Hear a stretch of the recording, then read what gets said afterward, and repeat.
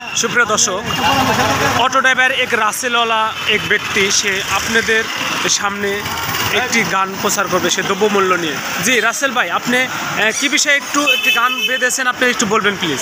আমি দীর্ঘ ৬-৭ বছর যাবৎ এই রাত্রে ঘুমাই যখন তখন চিন্তা করি যে কীভাবে এই দ্রব্যমূল্য নিয়ন্ত্রণ করা যায় এবং কি দ্রব্যমূল্যর দাম কীভাবে কমে আনা যায়। আবার এই যে আমরা লোকমুখে শুনি, আমরা তার সাধারণ চালক, আমি জড় চালক, হ্যাঁ, এই যে হাজার হাজার কোটি টাকা বিদেশি ঋণ, হ্যাঁ, এই ঋণ কীভাবে পরিশোধ করা যায় সেই একটা সুপরামর্শ আমি চিন্তা করে বের করছি। যদি সরকার এটা ভালো মনে করে আমার এই পরামর্শ, তাহলে আমার বিশ্বাস বিদেশির কাছে 1 টাকাও ঋণ থাকবে না। জি বলেন, করতে পারে। নাম্বার 1 দ্রব্যমূল্যের নিয়ে কথা বলি, সেটা হলো আমার বাপ চাচাকে দেখছি, ছোটোবেলায় আমি দেখছি আমার ঘরের সামনে পেঁয়াজ বুনে রাখছে, আদা বুনে রাখছে, উঠানে বাড়ি বাড়ি পালানে একটু রসুন বুনে রাখছে, আলু বুনে রাখছে। জি আগে বলছে, এখনও সেই জায়গাগুলোয় গ্রামগঞ্জে ঠিকই আছে, সব জায়গায় আছে। হয়তো কিছু জায়গা কমছে, বাড়িঘর করছে অনেকে, কিন্তু জায়গা বলে গেছে এখনও। কিন্তু মানুষ আমরা হয়ে গেছি অলস। জি সেই অলসতা ছাড়াই সরকার যদি একটা উদ্যোগ নেয় যে আমাদের যেখানে যে জায়গা আছে সেই জায়গা এক আধ জায়গা উপস্থিত রাখা যাবে না। সরকার যদি উদ্যোগ নেয় যে পূর্বের আমাদের বাচ্চা ছাড়া যেভাবে আবাদ করছে সেইভাবে আমরা এইভাবে আদার জায়গায় আদা, রসুন বোনার জায়গায় রসুন, আলু বোনার জায়গায় আলু আমরা নিজের আবাদ করবো। কীভাবে দাম কমান যায় এইভাবে নিজে উদ্যোগ দেওয়া আবাদ করবো। যদি এটা করতে পারে সরকার উদ্যোগ দেওয়া যে আপনি 1-300 টাকা বসায় রাখা যাবে না, এইভাবে সরকার উদ্যোগ দেয়, আমার বিশ্বাস এখনও এই বাংলার মাটিতে 20 টাকা কেজি আলু খাওয়ানো সম্ভব। কিভাবে সম্ভব তাহলে আমাকে বোঝান, তাহলে কিভাবে সম্ভব হবে? 50 টাকা কেজি সয়াবিন তেল খাওয়ানো সম্ভব এখনও এই বাজারে। কিন্তু কী করতে হবে সরকারের, যেমন সয়াবিন তেলের কথা বলি, সয়াবিন তেল 50 টাকা হবে কীভাবে? সরকারের একটা ডিক্লেয়ার দিতে হবে। কী ডিক্লেয়ার? যেখানে ধান সেখানে শস্য, গুণা বাধ্যতামূলক গুনতে হবে। সরকার দেবে পিস, সরকার দেবে সার, শস্য উঠাইয়া পেয়েছা সরকারের ঋণ পরিশোধ করবে বিনা সুদে।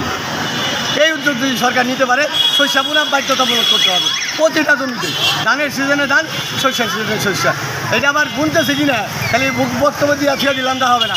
চকিদার দিয়া, ইউনিয়ন কাউন্সিলর দিয়া, তাদেরকে দেওয়া তদারকি করতে হবে যে না কে বুনলো কে বুনলো না। যে না বুনবো, যার জায়গা নেই সে এসে তার জায়গায় বুনবো। তাহলে পরের বার সে বলবে না আমার জায়গায় বুনা শস্য নিয়ে জায়গা, তাহলে তো আমার বুনো না করে পরের বার সে বুনবো। এই উদ্যোগ কঠোর হচ্ছে দমন করতে পারবে। পেঁয়াজ আর আলুর কথা বলি, পেঁয়াজ আর আলু যার উঠানে জায়গা আছে, উঠানে আলু বুনে থবো, পেঁয়াজ বুনে থবো, আমাকে ব্যবসা ছাড়া যেমনি বলছে। এটা চকিদার দিয়া বাড়ি বাড়ি দিয়ে তল্লাশি করতে হবে যে না আমাদের এই প্রত্যেকটা বাড়িতে বুনতে হবে। যে না বুনবো, যার জায়গা নাই সে সব বাড়িতে বুনবো আলু পেঁয়াজ, বুই না সেই শস্য নিয়ে যাবো। অটোমেটিকলি দেখবেন বোনার চালু হয়ে যাবে। এটা ডাইরেক্ট প্রধানমন্ত্রী তদারকি করতে হবে। তদারকি না যারা ঘোষণা দিয়েছিলেন তাহলে হবে না। তদারকি কে বুনবো কে বুনবো না শাস্তির ব্যবস্থা রাখতে হবে যে না বুনবো, এটা করতে হবে। নাম্বার 2, আপনার আপনি কী কয় বিদেশির কাছে হাজার হাজার কোটি টাকা ঋণ আপনার লোকমুখে ঋণ মুক্ত হবে কিভাবে? ঋণ মুক্ত 6 মাসের ঋণ মুক্ত করা সম্ভব। কিভাবে সম্ভব? 6 মাস টাইম লাগবে। সেটা হলো আপনার আমার বাংলার মাটিতে নাম্বার 1 যত শিল্পপতি আছে, ব্যবসায়িক হয়, কেউ শুনি 10,000 কোটি টাকা ঋণ, কেউ শুনি 20,000 কোটি টাকা ঋণ, কেউ 2,000 কোটি টাকা ঋণ, কেউ 50 লাখ টাকা ঋণ। প্রত্যেকটা ঋণ এই তো দেশের দুর্যোগ অবস্থায় দেশকে স্বাবলম্বী করার জন্য আপনি সমস্ত ঋণ সুদসহ পরিশোধ করতে হবে 6 মাসের মধ্যে বা 3 মাসের মধ্যে। সরকার একটা টাইম বেঁচে শোধ করতে হবে প্রত্যেকটা শিল্পপতির টাকা, যে যত টাকা আছে। যদি টাকা না দিতে পারে, তার টাকা নেই, তাদের মিল কারখানা, সমস্ত মিল কারখানা সরকারি কোষাগারে জমা যাবো না, সরকার নিয়ে যাবো না। আর সেই মিল কারখানা জনগণের উন্নয়নের জন্য টাকা, সমস্ত টাকা ওই সরকারি কোষাগারে জমা হবো। যে টাকা না দিতে পারবে, তার টাকা দিতে পারলে পরিশোধ তার মাফ করে দেবো, কোনো সমস্যা নেই। নাম্বার 2, সরকারি যত চাকরিজীবী আছে, পিয়ন থেকে শুরু করে পিডিসি কন, মাস্টার কন, যত কিছু আছে, মসজিদ কন, মন্দির কন, আপনি সচিব কন, প্রত্যেকটা লোক 10 বছরে চাকরি করে কত টাকা বেতন পেয়েছে, 30 বছরে চাকরি করে সে কত টাকা বেতন পেয়েছে, সে বাড়ি গাড়ি কইরা খায়, তার সংসার ঘর চলে, তার কত টাকা আছে, থাকার কথা কত টাকা আয়, আর তার আছে কত, ধরেন 2 কোটি টাকা আয় থাকার কথা তার, বা 2 লাখ টাকা আয় থাকার কথা, তার আছে হলো 100 কোটি টাকা, বাকি 98 কোটি টাকা সে কোথায় পাইবে? এই 98 টাকা সরকারি কোষাগারে জমা দিতে হবে। এটা হলো কত? একটা এমপি বা একটা নেতা কী ব্যবসা করে? একটা এমপি নির্বাচন করার আগে বা এমপি হওয়ার আগে সে কত টাকার মালিক ছিল? নির্বাচন করার আগে একটা ইউনিয়ন কাউন্সিলর কত টাকার মালিক সে নির্বাচনের আগে ছিল? হ্যাঁ, চেয়ারম্যান সাহেব, মেয়র সাহেব কত টাকার মালিক ছিল, আর 5 বছরে সে কত টাকা ভাতা পাইল, একটা মেয়র একটা এমপি কত টাকা ভাতা পাইল, আর ভাতা তার গাড়ি বাড়ি করে সংসার চালায় কত টাকা তার ভাতা বাচ্চা থাকার কথা, ধরেন 1 কোটি টাকা থাকার কথা, কিন্তু আছে তার 500 কোটি টাকা, বাকি 499 কোটি টাকা সে কোথায় পাইল? সঠিক হিসাব দেন, নয় সরকারি কোষাগারে জমা দেন। এমপি মেয়র যাই হোক, এই সঠিক হিসাব যদি নিতে পারে, এমপি হওয়ার আগে কত টাকা ছিল, পরে কত টাকা, সঠিক হিসাব যদি করতে পারে, তাহলে আমার বিশ্বাস, হ্যাঁ, এই 6 মাস লাগবেই না, বিদেশিরা যত টাকা 1000 কোটি টাকা ঋণ থাকে সব টাকা পরিশোধ করা সম্ভব। খালি তাই না, আরেকটা কাজ করতে হবে, এই ঋণ পরিশোধ করার আরেকটা বুদ্ধি বাই করছি আমি, সেটা হলো লোকমুখের সুটি সুইস ব্যাংকে হাজার কোটি টাকা জমা, সে সরকার আনতে পারতেছে না, এটা আনার একটা প্রক্রিয়া করতে হবে। কী প্রক্রিয়া?